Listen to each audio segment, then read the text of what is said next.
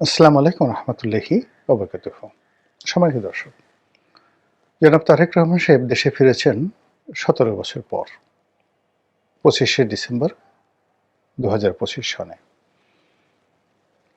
তিনি বাংলাদেশে আসার সঙ্গে সঙ্গে এদেশের যে রাজনীতির ক্যালকুলেশন, ম্যাথমেটিক্স বা অঙ্ক সব কিছু ওলটপালট হয়ে গেছে। মানুষ দলে দলে তার সঙ্গে সাক্ষাৎ করার জন্য পাগলের মতো ছুটে আসছে দেশের বিভিন্ন প্রান্তর থেকে। তিনি যে অফিসে বসছেন সে অফিসের সামনে রীতিমতো হৈ হৈ রৈ রৈ কাণ্ড। ব্যবসায়ী, আমলা, কামলা, দালাল, ফড়িয়া, রাজনীতিবিদ, ধর্মবেত্তা থেকে শুরু করে সমাজের সকল মানুষ সবাই ছুটছেন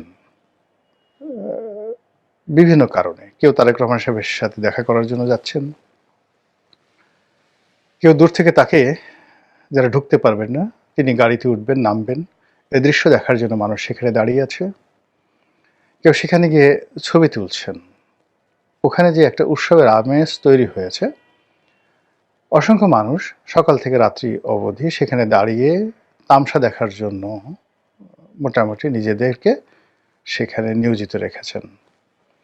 মানুষে মেলায় যেতে বা বিপণী বিতানে ঘুরতে, নিউ মার্কেটে ঘুরতে, বই মেলায় ঘুরতে যেভাবে আনন্দ উপভোগ করে, এমনি এই সময়টিতে এসে তারেক রহমান সাহেবের অফিসের সামনে বহু মানুষের যে আগমন, ঠিক এরকম একটা পরিস্থিতি তৈরি হয়েছে। এটার ভবিষ্যৎ কি? এভাবে কি চলতে থাকবে? না। যারা আসছে তারা উৎসাহ থেকে আসছে, উদ্দীপনা থেকে আসছে, আবেগ থেকে আসছে। অনেকে শুধুমাত্র তামসা দেখার জন্য আসছে। এটি ৩-৪ দিন পরে এটা থাকবে না। এটা হলো বাস্তবতা। পরবর্তীতে যে পরিবেশ পরিস্থিতি হবে তাকে নিয়ে কেন্দ্র করে, সেটা হলো তার আম্মা যেভাবে ফিরোজাতে ছিলেন, তার আম্মা যেভাবে ঠিক ২০১৭-১৮ সনে বিএনপির অফিসে আসতেন, বসতেন এবং মানুষজন যেভাবে স্বাভাবিকভাবে যেতেন, ওরকমই একটা অবস্থা হবে। আগামী জাস্ট কল্প কয়েকদিনের মধ্যেই এই মোহটা মানুষের কেটে যাবে। দ্বিতীয় যে বিষয়টা হলো যে তারেক রহমান সাহেবের আগমনকে কেন্দ্র করে নানা রকম হিসাব নিকাশ হচ্ছে। তিনি হঠাৎ করে এলেন কেন? কে তাকে আনলো? কে তাকে নিশ্চয়তা দিল এদেশে আসার জন্য? তিনি তো আসতে পারছিলেন না। এবং এই অল্প কয়েকদিন আগে তিনি নিজে ফেসবুকে পোস্ট করে বলেছিলেন যে তার বাংলাদেশের আগমন তার একক সিদ্ধান্তের বিষয় নয়, বহু পক্ষ এখানে জড়িত। তো সেই পক্ষগুলো হঠাৎ করে তারেক রহমান সাহেবের ব্যাপারে ইতিবাচক সিদ্ধান্ত কেন নিল? সেই পক্ষগুলো কারা? সেটা কি আমেরিকা? সেটা কি কানাডা, যুক্তরাজ্য, জার্মানি, নাকি ফ্রান্স অথবা ভারত? যারা অতিরিক্ত চিন্তা ভাবনা করেন, বিভিন্ন রকম ক্যালকুলেশন করেন, তারা এসব বিষয় নিয়ে আলোচনা করছেন। এরপর তিনি আগামীতে কিভাবে রাষ্ট্র চালাবেন, দেশ চালাবেন, এর কারণ হলো আজকের এই দিনটি পর্যন্ত। আমি এই যে ভিডিওটি করছি, এই দিনের বাস্তবতা হলো ২০২৬ সালের এই দিনের বাস্তবতা হলো মানুষজন ধরেই নিয়েছে যে তিনি আগামীর প্রধানমন্ত্রী। মানুষ ধরেই নিয়েছে বিএনপি রাষ্ট্র ক্ষমতায় আসবে এবং বিএনপির তার মন্ত্রী হবে কারা, তারপর তার প্রাইভেট সেক্রেটারি কারা হবে, তিনি যখন মন্ত্রী হবেন বা প্রধানমন্ত্রী হবেন, মন্ত্রী তো নয়, তিনি প্রধানমন্ত্রী হবেন, তখন প্রধানমন্ত্রীর প্রিন্সিপাল সেক্রেটারি থাকেন, মুখ্য সচিব থাকেন, তারপরে তার পিএস থাকেন, PS1 থাকেন, APS1 থাকেন, এরপর তার একজন সেক্রেটারি থাকেন পূর্ণ সচিব পদমর্যাদার। কারা হবেন এগুলো নিয়ে রীতিমতো দর কষাকষি, লবিং শুরু হয়ে গেছে। এটাই বাস্তবতা। তারপর বিএনপি জয়লাভ করবে, শতভাগ জয়লাভ করবে, কিন্তু কত সিটে জয়লাভ করবে এটা বিএনপি ঘোষণা করছে না। বিএনপির অনেক নেতা বলছেন মিনিমাম ২৬০টি সিট তারা পাবে। কিন্তু এখন যে অবস্থা চলছে, এরকম যদি চলতে থাকে সিটের সংখ্যা বাড়তেই থাকবে। ২৬০ থেকে বাড়তে ২৮০ হয়ে যাবে এবং শেষ অবধি যদি সেই ১৯৭৩ সনের নির্বাচনে আওয়ামী লীগের মতো অবস্থা হয়, তাহলে হয়তো ২ থেকে ৩টা সিট বাইরে যেতে পারে, বাকি সবই বিএনপি পেয়ে যাবে। কিভাবে পাবে সেটা ভবিষ্যতে দেখা যাবে। কিন্তু বাস্তবতা এখন ওই পর্যায়ে চলে আসছে।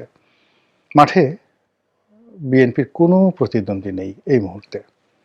ইচ্ছাই হোক অনিচ্ছাই হোক ১৯৭৩ সনে বঙ্গবন্ধুর সঙ্গে দেখা করার জন্য যেভাবে মাওলানা আব্দুল হামিদ খান ভাসানী ছুটতেন, এখন তারেক রহমান সাহেবের সাথে দেখা করার জন্য জামায়াতের আমির ছুটছেন।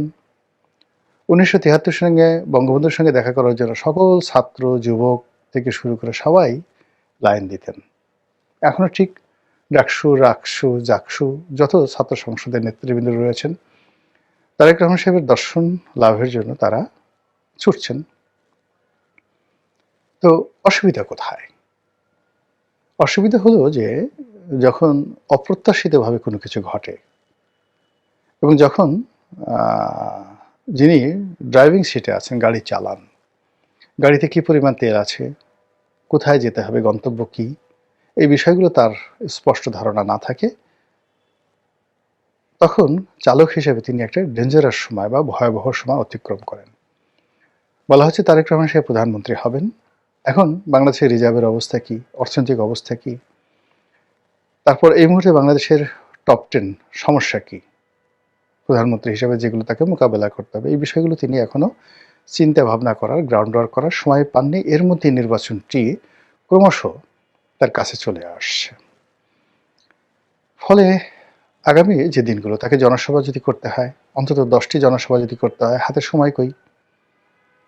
এগুলো না অনেক ঝামেলা হবে সামনের দিনগুলোতে। কিন্তু তার সাথে বড় যে ঝামেলা, সেই ঝামেলা হলো তারেক রহমান সাহেব কি জাতীয় সরকার গঠন করবেন, নাকি তিনি ভারতের কোনো এজেন্ডা বাস্তবায়ন করবেন? হঠাৎ করে জয়শঙ্কর বাংলাদেশে এলো কেন?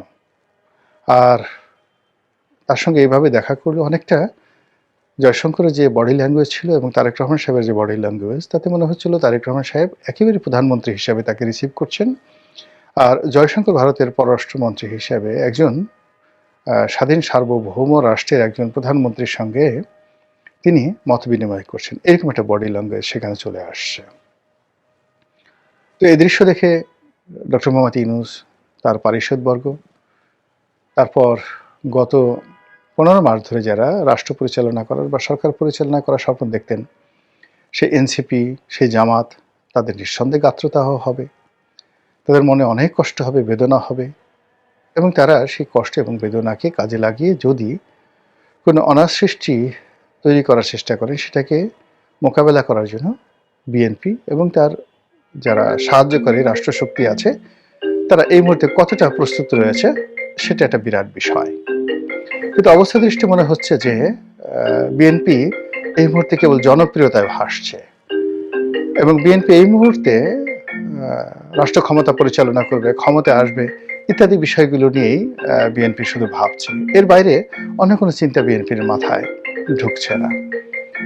বিএনপির জন্য সবচেয়ে বড় সমস্যা হয়ে গেল যে তাকে এই মুহূর্তে ভারত বিরোধিতার যে একটা লেবাস দীর্ঘদিন ধরে তারা পরে আসছিল।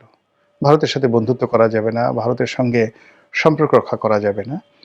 এখন মার্কেটে যে ন্যারেটিভগুলো ছড়িয়ে পড়েছে সেটা হলো যে ভারতের গ্রিন সিগন্যাল পেয়ে তারেক রহমান সাহেব আসছেন এবং আগামীতে তাকে ক্ষমতায় থাকতে হলে ভারতকে ছাড় দিতে হবে।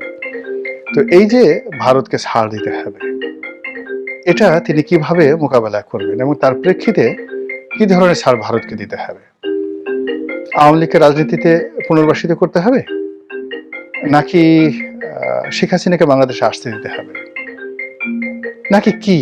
এই বিষয়গুলো নিয়ে যত বেশি আলোচনা হচ্ছে এবং বিএনপি বিরোধী শক্তিদের যে সকল সোশ্যাল মাধ্যম রয়েছে তারা যে সকল ন্যারেটিভ প্রচার করছে, সেই ন্যারেটিভের কারণে ক্রমশ বিএনপি রাজনীতি যেভাবে জটিল হয়ে যাবে, সেটা জনাব তারেক রহমান সাহেব যদি মোকাবেলা করতে না পারেন, তার দেশে আগমন তার নিজের জন্য এবং বিএনপির জন্য একটা বুমেরাং পরিস্থিতি তৈরি করবে। আসসালামু আলাইকুম ওয়া রাহমাতুল্লাহি ওয়া বারাকাতুহু।